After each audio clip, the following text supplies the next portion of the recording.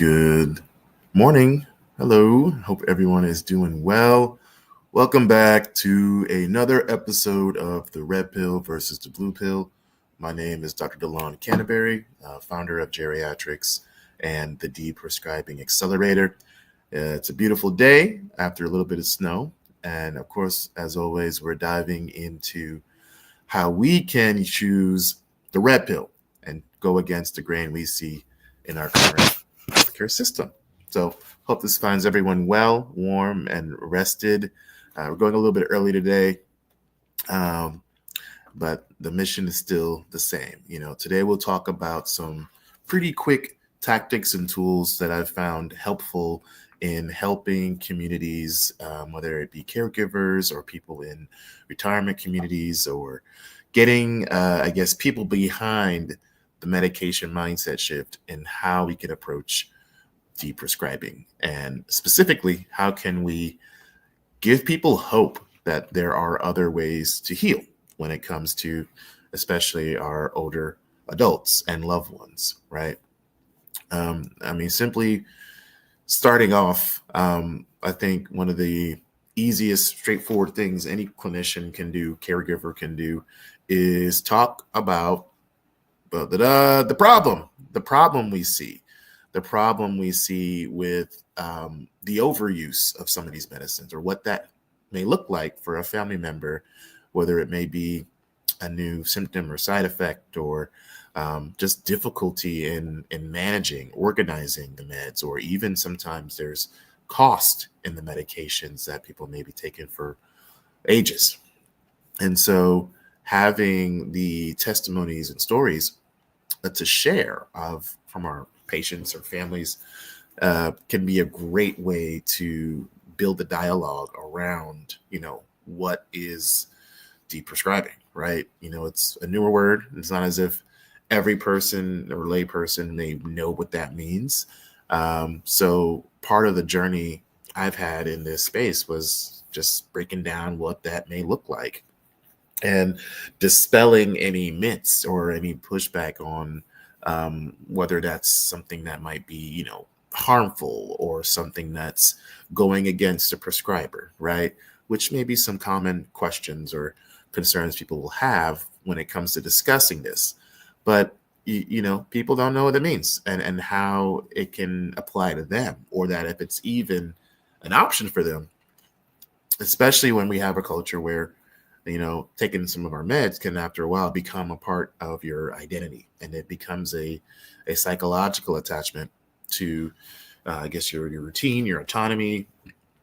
When you come from an era of essentially, our boomers, who essentially have this indoctrination that this is the only way to get better, right? So it does take a little bit of a mindset shift.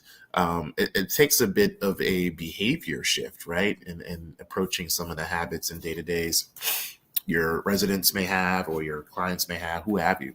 So again, talking about the problem is by far one of the most effective strategies in growing the awareness of the issue, in getting people to share any of their testimonies or anecdotes where they may have had a loved one on too many meds or too little, or, we switched to the right one and they got better, and it starts with talking about, unfortunately, when the harm has already been done. It does. And we see that time and time again, especially when we start talking about marginalized communities, people who don't have access to a trained expert in pharmacology or drug interactions and what have you. Of course, everyone's got access to a pharmacist, but do we have someone systematically reviewing all of their meds and OTCs and supplements in a continuous basis? And we don't, frankly, see that all the time. So again, addressing the equity and having access to this is a huge, huge thing to confront. So when it comes to some of these strategies, I think, apart from us believing this has to begin with the provider, and yes, it's ultimately going to need the provider, it doesn't have to start with the provider. So I would say, adding in line with building awareness, there has to be an ongoing discussion, or at least an audit, a checkup on everything you may be taking. You may be surprised that there may be one less thing that you have to swallow, that would still lead to you having the same awesome, amazing quality of life in your golden years, right? But more importantly, this is something that our caregivers just want. I mean, the biggest elephant in the room in managing their loved ones is dealing with the slew of medications, and they don't know which one to start with in the world of deprescribing. So talking about, hey, what if your 18 med list, what if we can get you down to 15 or 14 and you still have better quality of life? That is going to save a lot of time for a family member. That's going to save potentially some cost savings on the insurer. That's going to save time for the patient having to come out of pocket for that copay for the indefinite amount of time they'd be on it. And if that's a medicine specifically related to harm or, polypharmacy or increasing the risk of any issues, then, hey, there may be a soft cost savings in, hospital admission or a wasted urgent care visit or medical visit from a preventable medication-related harm, if there was one associated.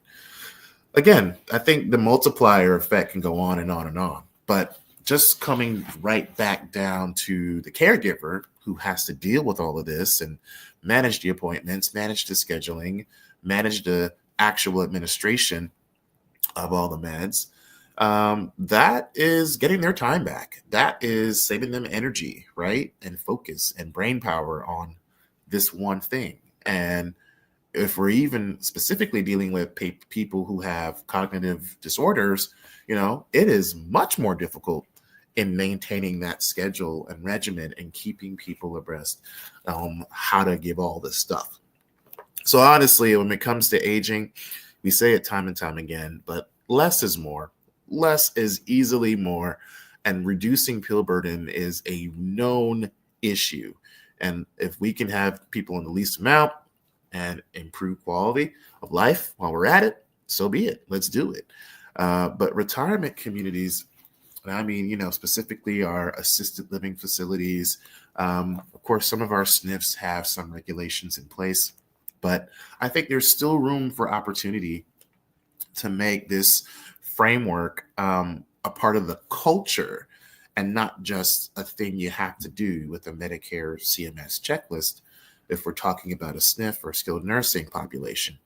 In assisted living, it's a little bit of a different regulatory rules, but at the end of the day, do people even know that that is an option? That is the number one thing, again, is awareness, awareness, and awareness. Are we educating people on the subject matter?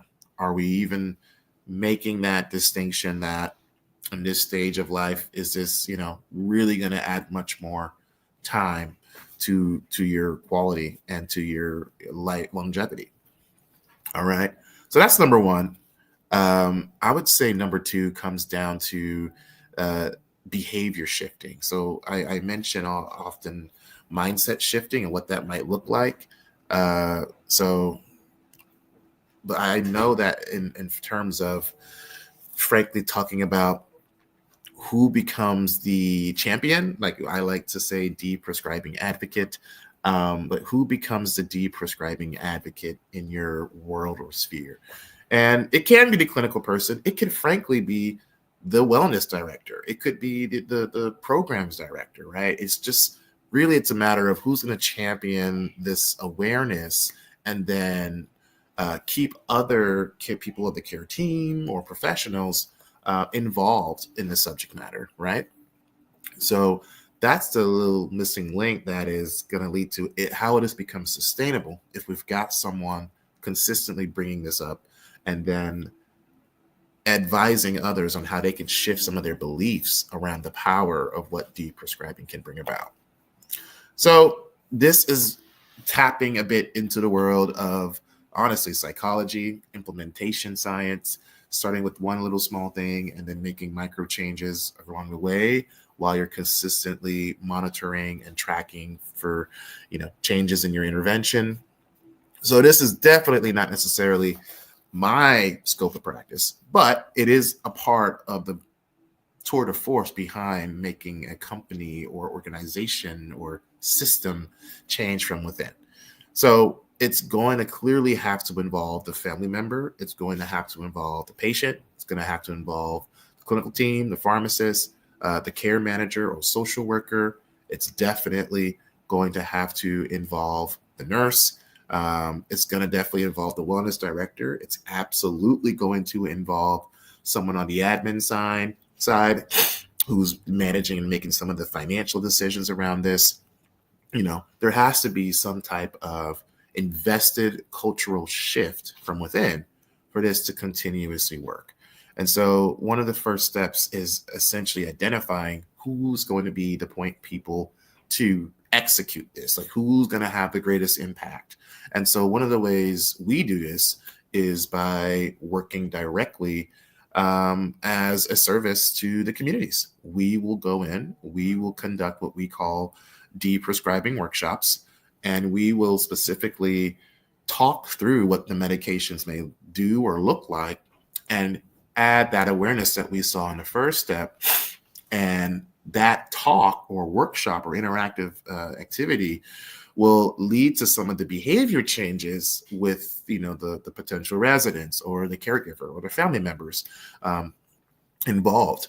So all that is another angle of tapping into behavior change. But as we're doing these talks, guess what? There's usually, a staff in the building and an admin person, and they're listening, and there you realize, you know what? We can change this together. It doesn't have to just come from Dr. DeLon talking or whatever, or the prescriber. It can literally start from whoever's really just seeing the most of the residents, right? If it's a retirement community we're talking about. And frankly, this is vital to talk about in our independent living communities and our ALFs and personal care homes, memory care homes, you name it. All of these settings can embrace this behavior change. And I know that there are quite a couple that do emphasize the less is more approach with meds and provide a more holistic approach where you're using nutrition as medicine, food as medicine, movement, exercise, spiritual healing. They're using some of those more non-pharm strategies to help people reduce their pill burden, right? So behavior, right, is number two. And it's going to take having kind of that deprescribing champion within your setting. Is going to probably vary based on where you are. It could be your lead nurse. It could be the wellness director, like I said. It could be someone in the admin side. As long as we have someone holding accountable to the rest of the team in having discussions. And it could be a 5-minute chat today about, hey, guess what? We're talking about, let's say, for example, we're talking about benzos. We're talking about sleep meds, right? People who have struggle sleeping. And again, I'm not asking people to just hire a pharmacist and give a talk every month. Now, mind you, you can hire us. We'll do that. But the point is, just have someone talk about it. And you don't have to go far to find some of the top common resources on what may be considered harmful, right? One of my best friends, again, is citing the Beers criteria list of 2023. They literally break down the categories and types of medications. What would keep a community from simply looking at one section, right? It could be antidepressants. It could be some of those sedatives we talked about, sleep meds, sleep aids. What would keep anyone from just saying, hey, did you guys know that these meds have this side effect? And you just tell the team. And then the team can become kind of force multipliers if they're in touch with people, or if they're in a setting where, say, we're dealing with a physical activity. They're playing, chair volleyball or something in the community. And maybe you're noticing someone falling. Maybe you're noticing someone a little bit less responsive, right? It's really a matter of, are we checking to make sure that what they may be taking medically is contributing to what we're seeing as a detriment in their quality of life and care? So that's where I'm envisioning the spark that becomes the flame, that becomes how do we consistently repeat that and create a culture shift across the continuum of aging. And I mean, again, this could be a physical therapist, it could be an occupational therapist, this could be, frankly, anyone who's involved in seeing people on a daily basis. So there's a lot in talking about behaviors and behavior shifting, and that is a whole field of science I clearly am not the most adept at, but understanding how to shift behaviors and how to hold accountable and repeat will be the first two steps. So we talked about, again, building that awareness, right? We talked about building awareness, and then we're talking about behavior shifting. And then third, now as you're doing the doing and acting and educating and evangelizing, when we're bringing in, medical directors or nurses, and of course your lower caregivers, in-home health aides, med staff. Now we want to start talking about number 3, which is how do we identify the enablers, the things that promote more deprescribing, or how do we address the barriers, right? What are the things that go against or are contrary to us bringing about deprescribing? So that is the piece that may be missing, or maybe, probably not at the forefront of people's minds, is how do we go about doing that? So as you're collecting our data, we got to get, the attitudes of your providers. We got to get the attitudes and insights from the people who've done the talking and educating in the community. What are some common pushbacks? Is it, I am not on that many meds, so maybe this is not important, where they may not know what that many meds may mean. They may not know if 7 or 10 is too much or too little. They may not know that. So you have to dive a little deeper to see what may be too little or too many. Sometimes, of course, people are just, hey, I love my doctor and I'm not touching anything, and that's fine. It's just, again, how are you building the dialogue around that? And how are we, making sure we're getting to the bottom of what their hesitancies may be and asking clear questions about it. Of course, they're going to be pretty easy ways to figure out what's an enabler, right? What's something that's positive for this deprescribing? Look, most people today do not want to take a bunch of meds every day for the rest of their lives. So generally, sometimes if they know that this can be done and it's spearheaded by their prescriber, having a conversation about it, 92% of patients will say, yes, let's deprescribe, if their doctors preempt that conversation and lead with it. So it's absolutely vital to lean on the trust of your residents and your patients. And it's vital to, of course, collect what action and implementation we're taking to figure out, again, our barriers and enablers for deprescribing. And you're gonna hear a lot of fun stuff when you start doing this, when you start getting the pushback. Sometimes as well, we just found a sweet spot and we've been playing with the meds for a year and we finally figured it out and we just don't want to touch it, right? It's good to collect that. It's good to know what the rationale is, and in that type of my goal. And then frankly, you also want to talk about what matters most to them as we're doing this, right? Is it getting back to, playing with the loved one or grandbaby, or is it trying to walk more or have a longer goal, climb a mountain or something?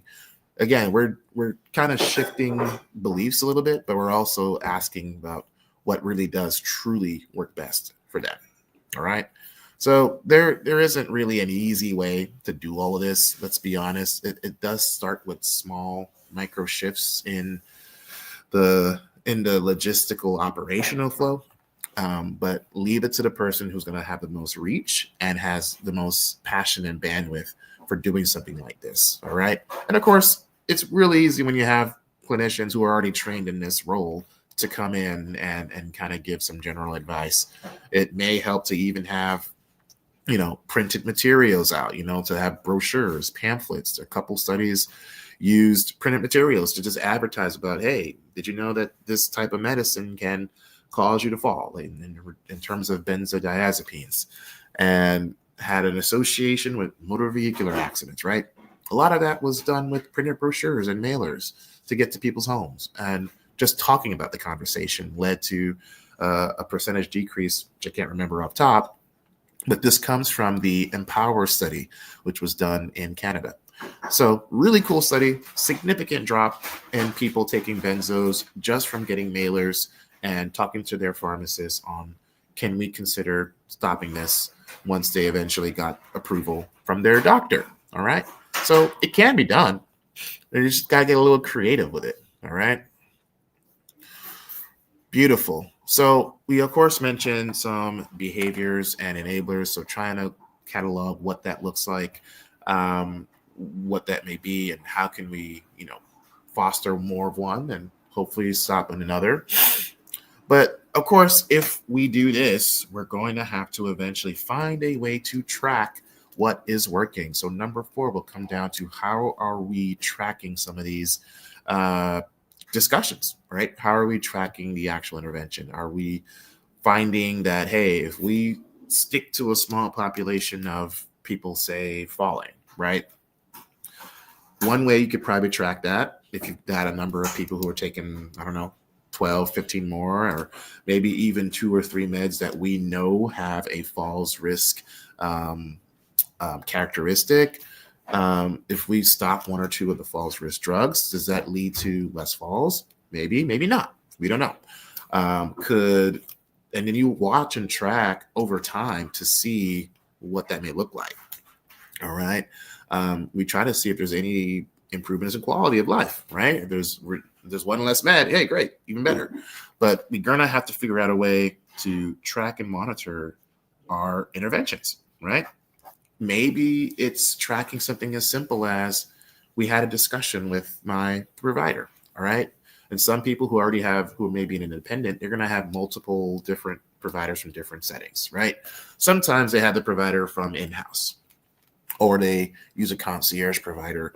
But if you're in, say, an assisted living or a skilled nursing, there's likely going to be a medical director, a medical team, and they generally are focused on trying to reduce some of those meds. But when it comes to the assisted living facilities, there could be some huge variance across the landscape of what may be done, because they're not regulated by CMS or federal oversight. So knowing that, are we getting that buy-in from our providers?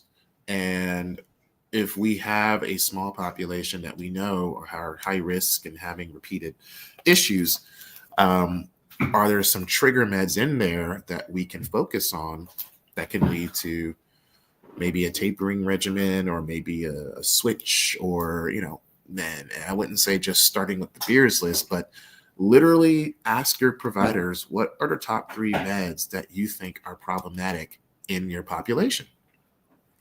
Just ask it.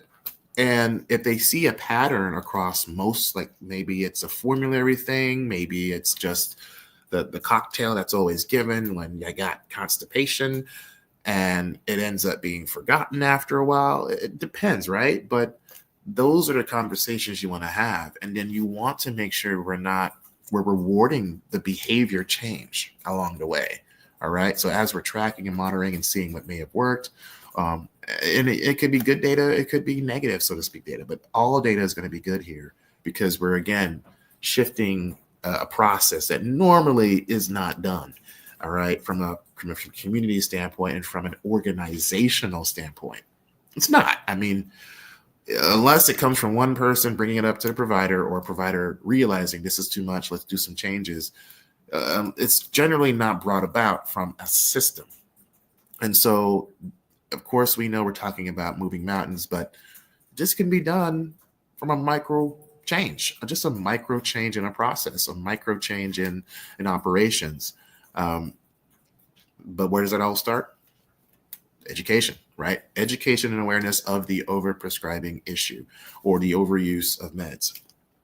Of course, too, to recap, we talked about behavior shifting, right? How are we changing the behaviors of your patients and residents about medication mindset. How are we changing behaviors of providers? Do they have the capacity? Do they have the time? Do they have the actual ability? Do they have the credentials? Do they have the confidence or training? These are things we'll have to shift if they don't believe that's a possibility, or it may not even be in their scope of work, right? Now, mind you, it is, because all we're doing is fostering a dialogue, which can eventually lead to the one person, which would be in this case, the family and provider. And I use them as both because you need both to be bought in to deprescribe. You need both.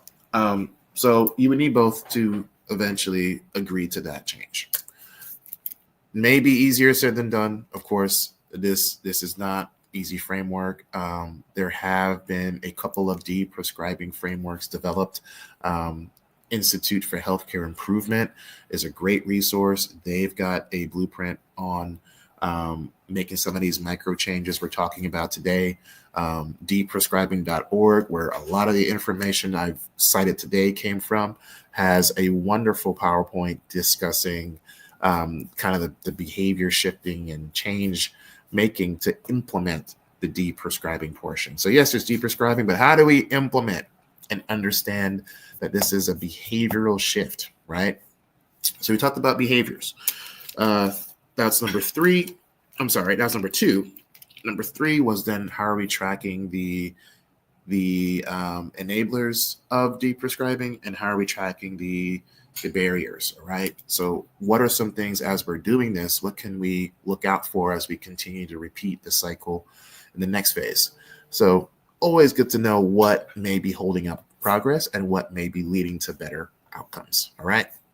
Number 4, we talked again about tracking and measuring the outcomes, right? Tracking and monitoring for, was there a change from having this conversation? Was there a change in maybe a specific medicine that's no longer used as much? Or was there, a general attitude change? It could be a quality, it could be a subjective or qualitative outcome, right? Were people feeling happier, or was there no difference? Or did they enjoy that there was one less thing they had to take? Or maybe it could be from a provider standpoint, which we know some of the common barriers are staffing, or time, capacity, investment of energy, brain power in this matter when there's competing priorities. Maybe not having the interdisciplinary team that could take on and champion this could also be a barrier. So there are tons of barriers that can come up. Which one is it for you guys? So again, always important to kind of have an idea of what the theme or motive is in your care setting when you're talking about this.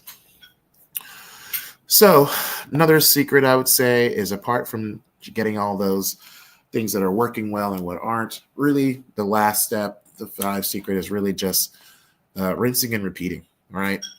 If we're going to do this, we're going to have to find a way to make this sustainable. So is it sustainable deprescribing? And is there a way to, again, I'd say, incentivize those key stakeholders in keeping this moving forward, right? And that's where we're able to look back at the data and say, hey, this is what worked. This has actually helped. Let's double down on this and keep rinsing and repeating. Because to make a substantial, impactful, lasting change, it's going to have to take repetition. It's going to have to take consistency. It's going to have to be repeatable. So we don't want to make a huge operational shift in all of a community, but we want to just make sure that this can be done on an ongoing basis, so that you've now created a culture of positive mindset around deprescribing and or med safety. All right. So gave you guys 5 tactics today. We talked about, what's this tangible first step that you can do to combat this crisis we're in. And that first tangible step, again, was bringing the general awareness of polypharmacy prescribing cascades into your communities. And I mean, this is a model that can be done with any business, any aging service provider. You could be a caregiver staffing agency. You could be home health aid. You could be assisted living, retirement. I feel like this is something. You could be a caregiver support group. Frankly, I think this can be implemented in any care setting, like period. So it'd be awesome to see that force multiplier with something like this in, say, like the AAAs, right? Aging. Yeah, I think those are great service partnerships to have with some of these communities and bridging some of those resources. But area agencies on aging are excellent to implement this type of work, or at least in partnership with. But yeah, that's why I love the concepts of bringing deprescribing workshops to these communities. Is this just probably a good chance someone hasn't had a full deep dive on all these. And I mean, in fact, I asked that question in a room of, let's say, about 20 people just this past week. I asked literally, when was the last time you've had anyone sit down and look at your meds? And this was in a continuing care retirement community. This was a part of their caregiver support group. And we gave an in-service about geriatrics and what we've been able to do in the community. And in doing so, yeah, I asked, when was the last time you've sat down for an hour and talked with someone about every single thing your loved one's on? Only one person raised their hand because that one person had actually worked with us in the past. Okay, so and this was a room of 20. All right, and these are generally all older adults, middle age, older age, late 60s and 70s. And they haven't had that. Now, one person did share, going on after the question was asked, he did share that he had a friend, a family friend who was a pharmacist, and he only went to that pharmacist because his wife's dementia was progressing, and he didn't know where things were going to go. And he just kept seeing again that the list kept being added and added and added. And he went to the pharmacist friend and just quickly was able to tell him, look, I see a couple of duplicates. I see a number of issues here. And he used that as the stepping stone to go back to the provider and work out a care plan to get some of those things tapered off. All right. So that only happened because, there was a friend or family member that was a pharmacist. And I think a lot of us as clinicians, we get this all the time. We get loved ones and family members who reach out. What's this on my foot? They show us the whatever's going on and they ask us the clinical questions, and we generally freely answer because we just love doing it. But you become your family doctor once you're a clinician, and you know it. Even nurse, no matter what, you're just, hey, what's this? So you get all the medical questions, right? So the truth is, not everyone has that. Most people don't have that. And this person only had the comfort of doing that because he had someone trusted he can go to. Okay. So that tells me if out of the 20 people in that room, I asked this question about who's had a deep dive on all their meds, it only tells me that they don't have that, and they likely need it. And they don't really know that there's an option to do it in the community straight up. And I don't mean just an MTM. It's not at all what we're talking about. We're talking about a comprehensive deep dive here on what are the lifestyle changes we can make to help you and your family avoid being beholden to a med for the rest of your life, especially if it's not as appropriate. And sometimes they are, okay? But have you had an actual audit is the theme of the day. So, yeah. So those it was not shocking to see that. It was a wonderful discussion, and just having people share not just some of their anecdotes, having some people share some of their wins where a medication did work and did help with improving someone's cognition, which is stellar. That's what we want. But also more so letting them know that there is another way. And most people don't realize that there's another way. In fact, what I find, and when I talk to some people about the work I do, is that some of our older adults get a little defensive. They get a little protective about their meds. They're like, no, I don't know. What are you talking about? Like, how dare you? How dare you? They're offended that we talked about it. And I mean, I'm exaggerating a little bit, but it's their life. It's a part of them. And so it's like, who are you to tell me to betray my doctor? And we're not telling anyone to betray anybody. Of course, we are here to work with all your providers and make sure that we're all on the same page and what may be best in step with them, and of course in step with the patient. So yeah, you definitely are going to get some people who balk at that, or what I like to hear most is, "Oh, I'm only on 2 meds," and I'm like, "Excellent! Like you don't need me. That is great," and I love that because they're doing something right. And some people get lucky, hey, but it's always a blessing to hear someone turn 100 and only be on 2 medications. Like that's like the awesome part of my job that I really enjoy. So I gave you guys some tangible 5 next steps. I kind of mixed a couple of resources. Definitely check deprescribing.org. They have a wonderful study talking about the psychological and behavioral changes required to implement deprescribing. There also is the Institute for Healthcare Improvement. They have a deprescribing framework that can be referenced. There's also a long-term care deprescribing framework that's been developed as well. Of course, these are meant for broader systems to implement and change. You're absolutely going to need a champion. You're going to need a way to monitor and track this. You're going to, of course, need to find ways to incentivize and or threaten people to make that behavior shift. You're also going to have to find a way to rinse and repeat and make sure that what we're doing is sustainable and isn't going to be a daunting lift operationally for your team.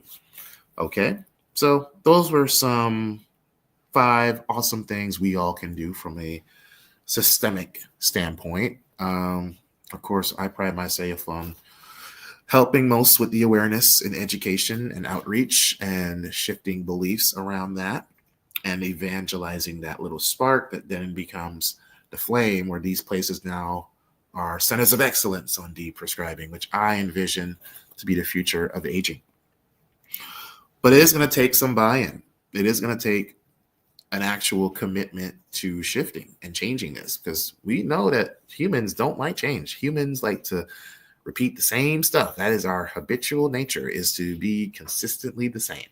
So creating shifts in culture is going to take time. So do not think that this is an overnight thing at all. It's going to take a couple meetings, a couple ways to have buy-in. It's going to take, having all the engagement of key stakeholders. You're going to have to find some way to reward people that are doing this. It's, again, not easy stuff, but absolutely doable. Absolutely doable. So gotta have that one first step, which is, let's make this happen. When you have that energy and passion around let's making this happen, from the top down, it can lead to some pretty momentous change. Hope this was helpful. I know this could be a bit complex, but ultimately it can be done. I think from any angle, right? It could be done from the community standpoint, from these retirement community standpoint. It could be done from a nonprofit organizational standpoint. I think systemically, if you have a way of meeting people in this population, that you can embed deprescribing implementation into your framework by just asking a couple key questions and rinsing and repeating. Seriously. And how many of you have been in this setting? How many of you feel like, from today, you may have some tangible next steps that you can implement, whether it be in your current work setting, or maybe it's a place you may volunteer, or maybe it's your faith-based community. Maybe it's, wherever, right? Maybe there are so many ways that we can do this together and make it a fun thing, make it a fun activity. Just play with it, see where it goes, see how it may help. Thank you for those who tuned in today. I will absolutely post a recording in the comments section for those who've asked. And we also have a YouTube channel. So check out GeriatRx on our YouTube page. We have a live section on that page. You can check out all of our recordings of the red pill versus the blue pill anytime you want, because we have quite a bit. So I hope we had a couple administrators and coordinators from retirement communities tune in today. I think a lot of this would be tasked with the wellness director. They're the ones who plan activities and kind of oversee the fun engagement side of some of these care settings. And they are the ones who usually are bringing on, the Zumba class, the music therapy, and the trainers, and like all the fun stuff, right? So we can always make deprescribing a fun thing. It doesn't have to be a hard, heavy clinical topic. It could literally be, hey, do you even know what your meds are? Oh my God, you get a cookie. And thank you for knowing it. Now that you know it, do you know what everything is for? And then you just make it fun. It doesn't have to be stressful. It doesn't have to be, a hard, heavy subject.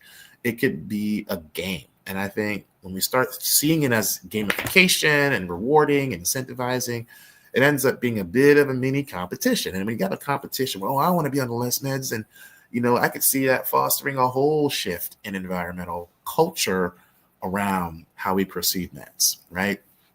Make it a game.